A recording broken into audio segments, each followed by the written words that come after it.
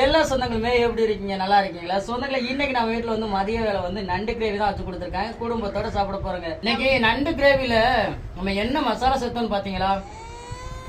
நம்ம நார்மலா மீன் குழம்பு வைக்கக்கூடிய மசாலா தான். அவ்வளவு சூப்பரா இருக்கு சொந்தங்களே. புதுசா நண்டு கிரேவி ட்ரை பண்றவங்க இதை ட்ரை பண்ணி பாருங்க. அவ்வளவு ஒரு அருமையா இருக்கும். பாத்தியல்ல நம்ம சமையல் ஃபுல்லா எளிமையா இருக்கும். ஆனா சாப்பிடறதுக்கு சரியான ஒரு டேஸ்டா இருக்கும். அக்குமா சாப்பிடுவோமா? அள்ளி சாப்பிடுங்க தயந்தாங்க. நண்டு சாப்பிடுவோமா? நண்டு நண்டு சாப்பிடுவோமா? எனக்கு இருக்கு குடி. ஐஸ்கிரீம் சாப்பிட்டோம்னே இருக்கு. நல்லா இருக்கு. நீங்கள் மட்டும் கிடையாது, நான் மட்டும் கிடையாது சொந்தங்களே. எல்லாருமே ஒரு சமைக்கிறதுக்கு ஒன்று வாங்கிட்டு வரோம்னா அதை ருசியா சமைச்சு சாப்பிட தான் ஆசைப்படுவாங்க. ருசி இல்லாம யாருமே சாப்பிட ஆசைப்பட மாட்டாங்க. உங்க நாவு எந்த அளவுக்கு ருசியை தேடுதோ அதே மாதிரிதான் எங்களுடைய நாவுமே ருசியை தேடும்.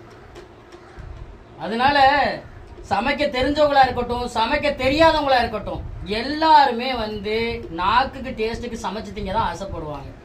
இதை எதுக்கு நான் சொல்றேன்னா பெரும்பாலும் பேர் வீடியோ பதிவை பார்த்துட்டு மட்டுமே அவங்க பெரிய சமையல்காரங்க மாதிரிலாம் கமெண்ட் பண்றாங்க.